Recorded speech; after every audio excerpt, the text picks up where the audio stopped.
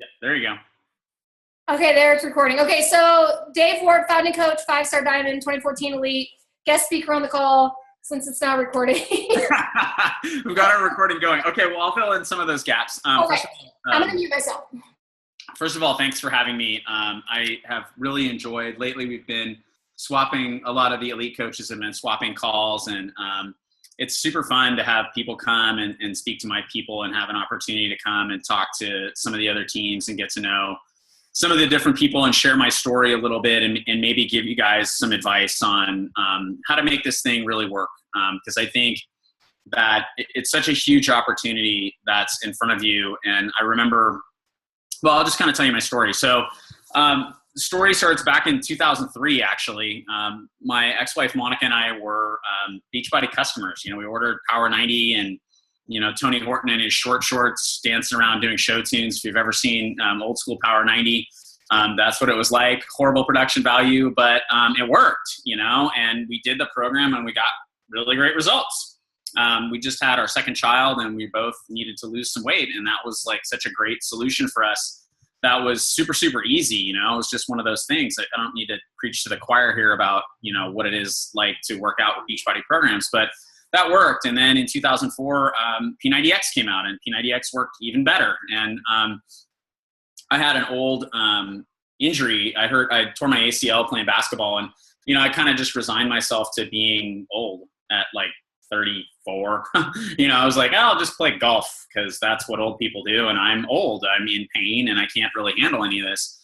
And I ended up, you know, really rehabbing my knee through P90X. And then I started to get into triathlon and I started running and I started doing all this other stuff that I never, skiing and stuff that I just never really thought, you know, I just thought that was going to pass me by in life. And so I don't really have a great, you know, like physical weight transformation story. I was just able to like really fundamentally change my life from a physical standpoint and do a lot of things that I really had given up on in life. So you kind of fast forward a few years to end of 2006, and Monica had really gotten tight with the Beachbody community and really was a big part of the message boards, which were what we used before we had Facebook, and had built a lot of relationships. And she got a call from this guy named Carl, who you may have heard of. And Carl was inviting her to the founders meeting, to where we were all going to go and be, you know, start this network. And she was really super excited. At the time, she was an elementary school teacher, and it was like her ticket, you know, and she could see like, wow, what a tremendous opportunity to do a business that I just absolutely love. I, on the other hand, was in my almost 7th year of law practice, and my practice was pretty strong. 2006 was kind of a rough year in the real estate industry, but we still hadn't seen the worst of it by any means. And, you know, I was like, well, you know, that sounds like it's going to be a fun little thing for you, and you can, you know, kind of do that from home, and that'll be nice, and you can have fun with that. I'm not really interested in doing it. And actually, I was so skeptical that I didn't go to the meeting, and I didn't actually stayed home, read through the policies and procedures, and at one point even was on the phone with an attorney up in Portland who sues network marketing companies, because I was sure Carl was trying to scam us. I was just sure. I knew all these companies are scams, and so this one must be a scam. And even though I knew Tony at this point, like we'd done a couple of fitness camps with Tony, and I knew Carl a little bit, not real well, but I had used a bunch of their different products, and I have no reason to distrust these people other than I was just kind of a skeptical idiot. And so I didn't go to the founders meeting. They're always really kind to me, and they consider me a founding coach, and I appreciate that. But I didn't go to the meeting. I did sign up, obviously, right away, but nothing really happened for me in the business until the end of 2008. And that's kind of a long story. My dad died in 2007, and I started to really think about my life at that point and what my life was going to be like. He was only 62, and, you know, we hadn't had the relationship that I think either of us wanted. And I know that he passed away with a lot of regrets about a lot of things that had happened. And, you know, I started to think about my life and kind of look at, you know, what would happen for me if I just kept doing what I was doing, which was kind of, you know, to put it bluntly, pushing papers around, making a lot of money for other people, doing real estate deals. And that was really tough for me, and I took a little bit of time to get over it. And as I was just kind of coming out of the gloom of that, the Lehman Brothers thing happened, and the financial markets just collapsed. And I was doing real estate development, and there was no money anymore for any of the projects that I was doing, and everybody was going bankrupt, and my real estate practice just pretty much fell apart. And so by the end of 2008, I was probably at the low point of my life, and I was really facing a situation where, nobody was repossessing our cars or trying to foreclose on our house yet, but that was all going to happen. I mean, I could see the writing on the wall. My practice was crumbling, and we were going to be in a bad situation. And, I think as a man, you really take the role of provider really, really seriously. And I certainly did. And I was terrified. I mean, I was just really, really scared. What am I going to do? I can't make money appear. I can't help these multi-million-dollar real estate deals happen. They're just not going to happen. And Monica, on the other hand, was doing pretty well with Beachbody at the time. She had pretty much tripled her salary as an elementary school teacher and was really jamming with the business. And I thought, maybe there's something to this, and maybe that's a little bit of a insurance policy or plan B or security blanket or rainy day fund or however you want to look at it. I looked at it like this could save my family. And that's when I started to really, really take it seriously, was at the end of 2008. 2009 really jumped in with both feet, and, really started for me kind of small. I wanted to, really save some money and put some money in college savings accounts and really sock away, build that rainy day fund. And, it was just kind of slowly but surely, but eventually I really, really got it to the point where in March of 2010, it was a week before we were going to Hawaii with Beachbody for the second trip to Hawaii, when we were going to Kauai for what was then called the Top Coach trip. They fired me, called me into the office and said, okay, we're just at a point where it's not working anymore. And what the real deal was I was about to vest with my pension, and they were not going to let me vest with my pension. And so they fired me. Well, thankfully I had spent this time, really building up this business on the side. And, it was pretty terrifying. And I remember Monica coming down and meeting with me to go have lunch. And I told her what happened. And she's like, look, it's going to be fine. We've worked really hard the last couple of years here, and, we're going to be fine. We're going to have to tighten our belts a little bit, but, we're going to be fine. Lights are staying on. No one's coming after our cars. No one's coming after our house. We're not going out to dinner anytime soon, but, all of our bills are going to get paid, and they're going to get paid because we built this business in the meantime. Before there was a problem, we, built this up. So then I realized, well, wow, now I got a lot of time to work on this thing, and there's a lot of really cool stuff we can do. And so, earlier Heather was kind of giving you the breakdown. My business center is a 5-star diamond and made elite this year. But really, what Monica and I have done is build together, and we still do, even though we're divorced now. We still build the business together, work the business together. Her business, through both of our efforts, is a 6-time elite coach business. 24 diamonds, I think. I don't know. I've kind of lost track. There's so many. And is, Millionaire Club in 2011 and has become a huge, big monster business that we both participate in and both build together. So, I tell you that story just to kind of let you guys know, especially for those of you guys who have spouses who, are maybe a little skeptical about this business. There is a big pot of gold at the end of the rainbow. You've got to dig in and you've got to do the work. And that's kind of one of the things I want to talk about tonight. That's exactly what I want to talk about tonight. So what I have for you tonight is kind of my 3 keys to leadership. So early on, I've worked with a couple of different mentors, but one of the first ones that I worked with really got me to key in on a couple of things with this business. And one of the main ones was, it's about leadership. The more leadership you have, concept of the speed of the leader is the speed of the pack. Your people are only going to do as much as you do. If you make Success Club, you give people permission to go make Success Club. It doesn't mean they will, but you give them permission to go do it.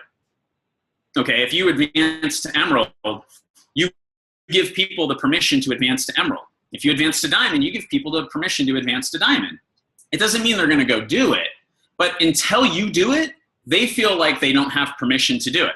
And that's a very real psychological thing that happens in our business. So you have to understand that rising through leadership is really the key to this business. The further you go, you know, when you make elite, all of a sudden people on your team are going to go, well, how do I do that? What's that elite thing all about? And they'll start asking you about it, which is exactly what's happened for us. And so now we've got a bunch of people who walk across stage every year who are elite coaches on our team because we did it, and then you go do it, okay? And so that's how this works. So let's talk a little bit about my 3 keys for that. The first one is, this business is an entrepreneurial business. And so if you look at what the definition of an entrepreneur is, my favorite definition of it is basically somebody who accepts all the risk of a business venture. Okay, so it happens because you did it. If it doesn't happen, it happens because you didn't do it. Now, I think that on some level, that's a little bit terrifying. I know it scared me at first to think like, oh, wow, that's on me. So if this doesn't work, that's my fault. But it's also, I think, very empowering because you recognize, okay, all right, so I don't have to rely on anybody. I don't have to worry about Lehman Brothers going bankrupt and screwing up the entire financial markets and completely hosing, the practice that I had built up. I need to worry about that. What do I need to worry about? Me. Oh, so wait a minute, it's on me? Oh, well, great, then. I guess I'll just go do it. That's one of those things that you've got to recognize, and I think really, really win with that one is taking personal responsibility for what's happening in your business. Obviously, we talk a lot about personal development in our business, and this is a big reason why. Because I think people have been conditioned to avoid responsibility for things and to blame other people and to point fingers and go, well, it's their fault, or, it's my upline, or it's corporate, or it's the economy, or it's my, cynical neighbors. I was just listening to Jim Rohn, and, he's got that whole thing about all the excuses. And that is all a bunch of bullshit. It's about you. It's about you figuring out how to make this work. When we started this business, when I got involved in this business in 2009, I didn't have Shakeology. When Monica got involved, we had P90X, we had Recovery Formula, we had Activit, we had Omega-3, and Turbo Jam, P90 or Power 90, the original Power 90, like Yoga Booty Ballet, a bunch of programs you probably never even heard of, most of which were crap. And yet she figured out a way to triple her salary as an elementary school teacher. Why? Because she didn't worry about what she didn't have. She didn't worry about not having a challenge pack system. We didn't have a challenge pack. We didn't have Shakeology. We didn't have the performance line. We didn't have any of that stuff. She didn't worry about any of that stuff. What did she do? She got busy. She just got busy talking to people about the business opportunity and organizing. The first thing is be a leader of self. Understand that if it's going to happen, it's because you make it happen. And if it doesn't happen, it's nobody's fault but yours. And I know that can be a tough concept, but dig in with the concept of personal responsibility and accepting, some ownership of what's going on. The second thing is if you look at what leaders do, okay, here's what leaders do. Just on a really, really fundamental level, this is what leaders do. Leaders find needs and fill them. That's all leaders do. They find needs and fill them. It's really, really, really simple. Okay. What I recognize is that I started to become a leader the first time that I talked to somebody about P90X. That was the first time that I stepped into leadership. And I remember it was this kid from West Virginia University, and he was this young kid, and he had never been able to go to the beach and take his shirt off because he was just he's kind of a pudgy, heavy kid, and he was really self-conscious. And I remember he sent me this big, long email with his before and after pictures and everything. And it was this real win for me. And I was like, wow, that's better than any paycheck I could ever get doing this, just helping that kid. And what did that mean? That meant I was taking some small steps towards leadership. And so I think leadership often looks like, I'm going to date myself here, but Evel Knievel jumping the Snake River, right? There's this massive canyon that you've got to get over. And it looks like you're going to go from brand new coach to elite or whatever, 15-star, or whatever that sort of thing is that you're shooting for. That's not how it works. The way it works is you jump a bunch of little canyons first, and then you start jumping bigger ones. So it looks like you start somebody with P90X, and that's your first step towards leadership, because you're finding a need and you're filling that need. And then, or you're helping somebody with Shakeology, or you're getting somebody involved with a challenge pack. And then the next step, the little bigger canyon, is you start enrolling people as a coach. And you start getting people started with the business opportunity and helping them navigate that and patching them into resources that your upline has, like this team call. And then they get a little bit bigger. Then, oh my gosh, I got a couple of people who are Emerald now. I'm going to tackle that little diamond gap. Okay. And so it just gets bigger and bigger and bigger, and you start doing more and more and more. But it's not from 0 to 100. That's not how this works. And I think that's what prevents a lot of people from getting involved with leadership, is they view it as this massive thing that has to be done, instead of recognizing it as a progression of smaller things. These smaller little things that you do first, right? You know, and you go through this progression, you help this person, you help that person, you just start filling needs. And I think it's really important to reward yourself for that too, and to take ownership of it and take a little bit of pride about that. I was doing a call for Brianne Wetzel, who's another one of the Emerald, or the elite coaches rather. And we were talking about how, you know, when she got to the point where she was making a couple $100 a week, she realized that she was making like $1,000 a month. And that $1,000 a month was making such a massive difference in her family's life that she was all of a sudden like a major leader in her family for maybe the first time ever. If that's where you're at, take ownership of that. That's a big thing. I think sometimes, again, people just they want to look at the end of the road. And what does it look like? Well, how come I'm not in the Millionaire Club? I've been in this thing for 4 months. Well, that's not really realistic. You know, you've got to take on these smaller gaps first. Okay. So that's really the second key, is just understand that leaders find needs and fill them. And so whenever you're doing that for people, and I'll just take a little aside here and tell you that I've become like the go-to guy amongst my friends for a lot of different needs. You know, they could be people who just want to talk to me about what's going on. That's how Heather and I became friends. Is Heather and I had like some similar stuff going on in our life, and we started to talk about it. That's part of leadership. You know, if I have somebody and I'm talking to them and they start to tell me, yeah, I'm trying to sell my house and my realtor's just blowing it. Well, I got a realtor, you know, I can help you with that.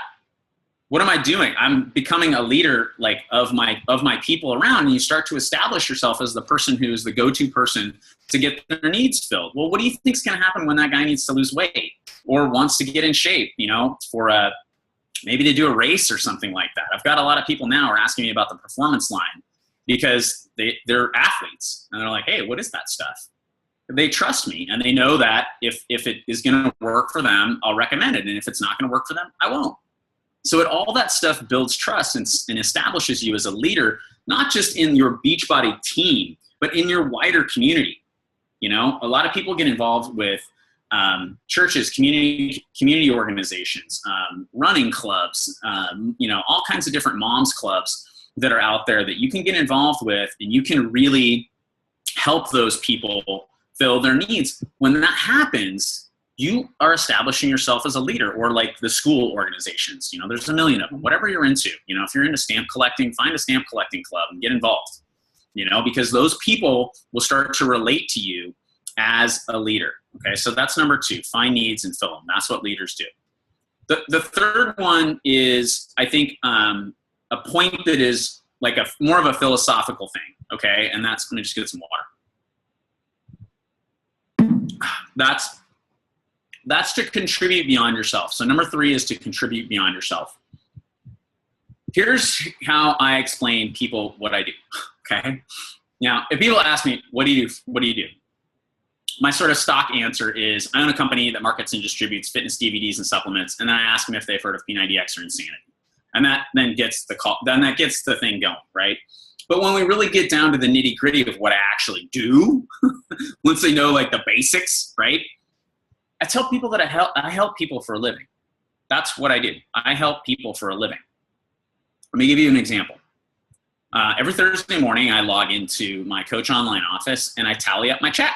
And I got 5 different business centers that between Monica and I, we have 5 different business centers. that we co-own, and I go through all 5 of them and I look at the check and I break it down and I go, oh, okay, well, how much did we make from team cycle bonus? How much did we make from retail sales? How much did we make from club memberships? And what did we get from matching bonus? There's also the Star Diamond bonus is one of the other things. There's no line item in my paycheck for doing this call for Heather and you guys tonight at all, period. It's not going to be there. And I know it's not going to be there. So why would I do this call if it's not going to get me paid? And the reason is really simple, because I understand that fundamentally, because there's no line item for spending an hour on the phone with one of my customers and trying to help them sort out their nutrition, or, helping that person who's having like a mental breakdown because they just can't get their head out of their ass long enough to get their fitness and nutrition together, right? No line items on my paycheck for any of that stuff, yet that's exactly what I get paid to do. That's what we get paid to do. So it's easy, I think, to get wrapped up in a lot of this stuff because our business model is not a fundamental business model, or a common business model, or I'm struggling for the word here, but I'll explain it. Most businesses work like this. The business says, all right, you're our employee. So here's the deal we're going to make with you. We're going to pay you X for Y amount of work, okay? X for Y. Now, if you don't do Y, we're going to fire your ass. But if you do Y, we're going to pay you X. Now, if you do a little bit more than Y, we might give you a bonus.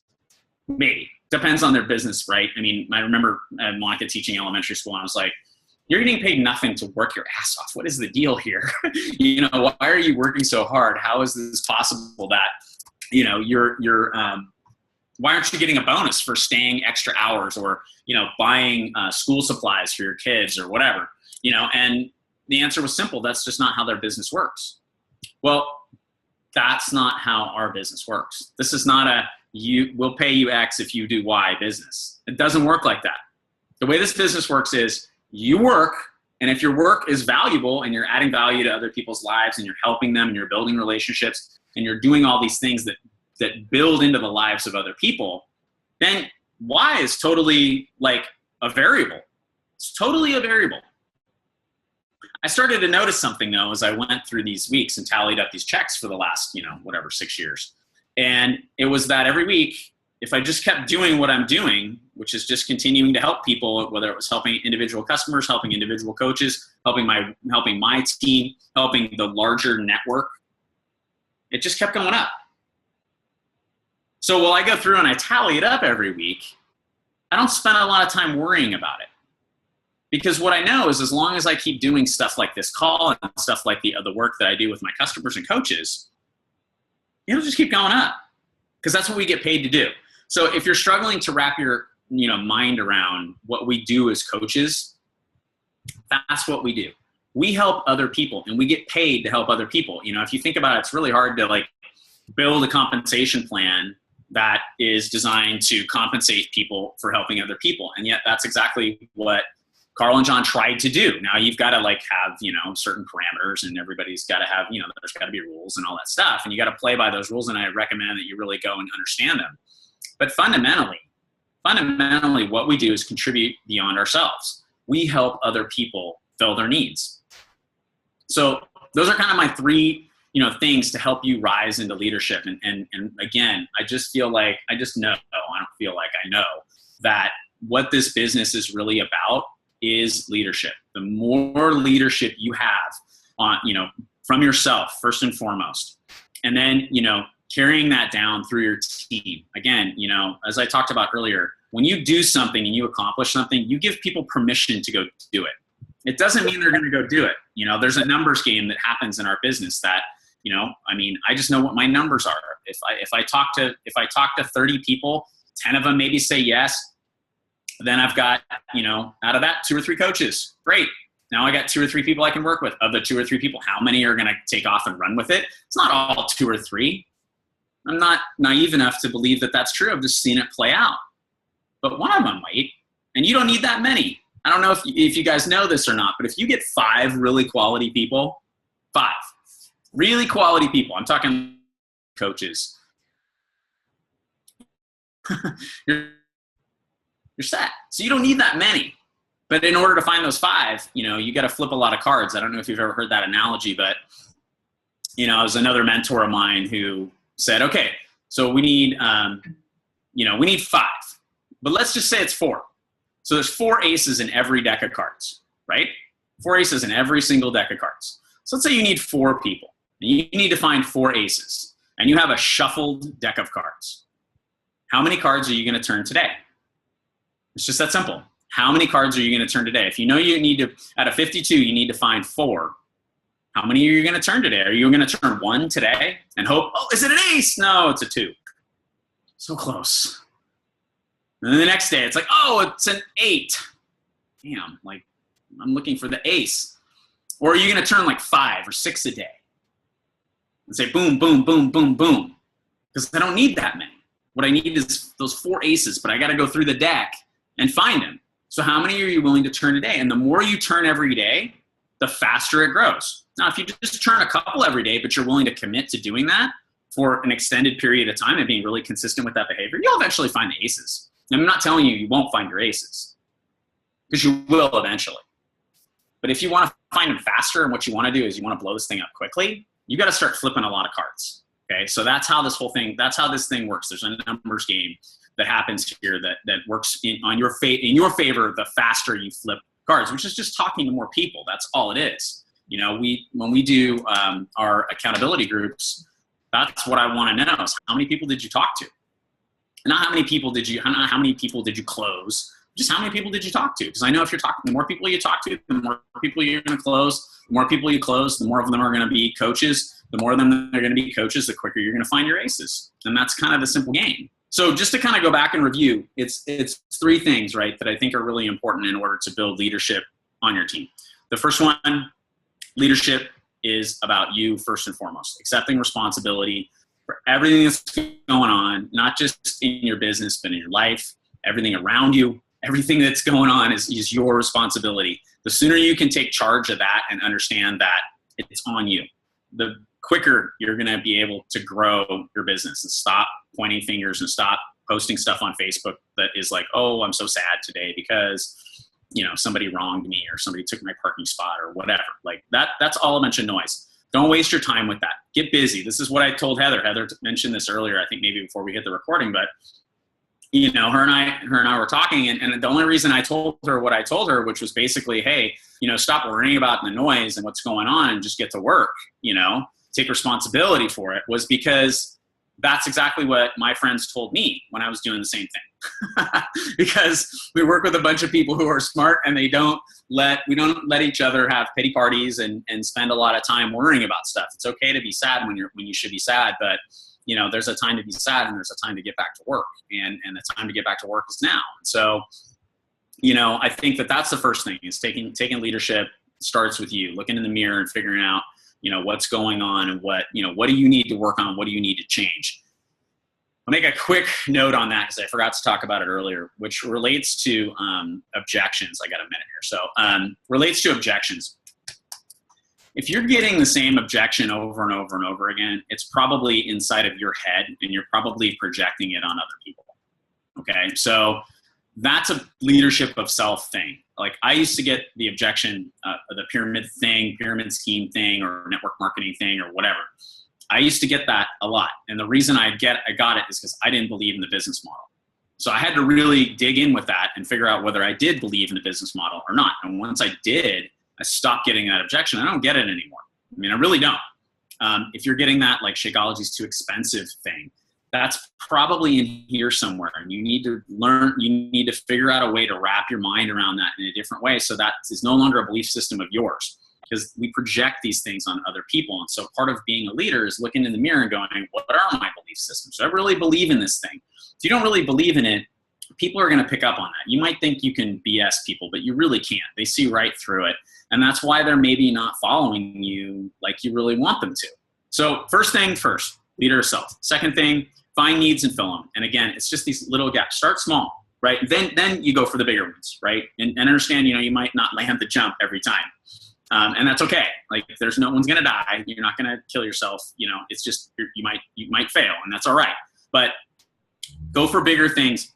Always try and be going for the bigger thing. Start short, starts little with these little things and challenge pack here, challenge pack there. Then you start making Success Club regularly and advancing and ranking and all that stuff. So that's the next thing. And then the third thing is really just understand that it's about contributing beyond yourself. It's about, doing stuff for other people without really any expectation of anything in return. There really isn't anything that I'm getting out of this other than I like Heather and I want to help her be successful. And so that's enough for me to get on the call and do it, So dig in with those three things and just understand that it's leadership that really is what takes the day. And that's kind of all I have. Okay, just want to you might wait till I can unmute myself. Well, thank you. I took some notes here, but my biggest thing that you said, and I love all the different ways it can be stated, but it happens because you did it. It doesn't happen because you didn't do it. Taking ownership of your own business, because oftentimes we like to blame our upline. We like to blame other people for us not being successful. And I am a coach who didn't have a very supportive upline. She kind of left me pretty early on, but I still made it happen. And kind of like the founding coaches too. When you think about it, it's like the founding coaches really didn't have an upline because you guys started it, Just really quickly, not to interrupt, but just really quickly, Monica's sponsoring coach has never put a coach in her downline, ever. She got put on an inside leg. It turned out to be ultimately a really good thing because there were a bunch of other people who took off with it. But, looking up for help, that wasn't going to happen.